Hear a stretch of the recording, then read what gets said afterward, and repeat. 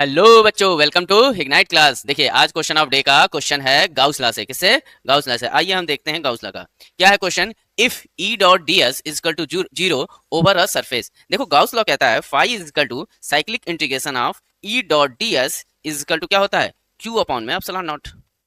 Q upon में epsilon naught. अब किसी सरफेस के लिए ये कंडीशन दी गई है। इट मींस किसी सरफेस के लिए ये बात कह रहा है कि डीएस साइक्लिक इंटीग्रल जीरो है। और ये सिर्फ क्यू नहीं होता है, ये एक बात फिर से मैं बता दूं, ये वन अपॉन में एप्सिलॉन नॉट और समेसन ऑफ क्यू होता है। क्या होता है? समेसन ऑफ क्यू होता है। ठीक है।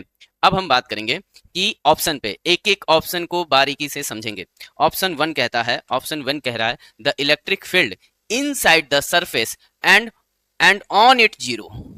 Inside the surface and on it zero जरूरी नहीं है। क्यों? क्योंकि आप सोचिए, ये चीज सरफेस पे क्या इलेक्ट्रिक फील्ड जीरो होती थी? क्या नहीं, सरफेस पे जीरो नहीं होती थी। सरफेस पे जीरो नहीं होती थी, तो ये ऑप्शन तो हमारा गलत हो गया। The electric field inside the surface is necessarily uniform. The electric field inside the surface is necessarily uniform. ऐसी बात ही नहीं है, अंदर इलेक्ट्रिक फील्ड नहीं होता है।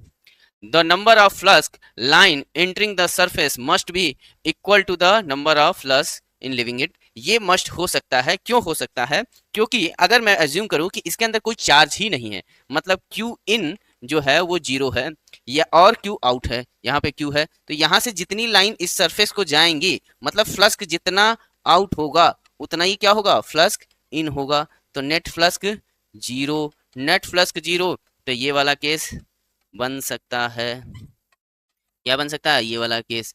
तो इस कंडीशन का आंसर क्या बन जाएगा? सी बन जाएगा। अब डी ऑप्शन को देखो। डी ऑप्शन क्या कह रहा है?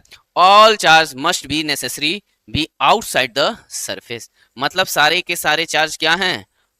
Necessary outside the surface. क्यों? क्योंकि इनसाइड रहेगा तो E dot D S zero नहीं होगा। तो ये ऑप्शन बी सही एनसीईआरटी ने माना। हालांकि इस ऑप्शन में एक चीज है, इस ऑप्शन का एक चीज है कि अगर अगर नेट चार्ज Q1 और Q2, एक माइनस है एक प्लस है, और Q1 plus Q2 is equal to zero हो जाए, तो ये ऑप्शन भी गलत हो जाता है। ये ऑप्शन भी गलत हो जाता है। तो इसका आंसर क्या आएगा? सी आएगा। कहीं कहीं आपको सी और डी दोनों मिल सकता है, लेकिन परफेक्ट आंसर तो सी ही होगा। ठीक है, मिलते हैं नेक्स्ट क्लास में इसी तरह बहुत अच्छे क्वेश्चन, कॉन्सेप्चुअल क्वेश्चन, न्यूमेरिकल सबके साथ। थैंक यू बच्चों।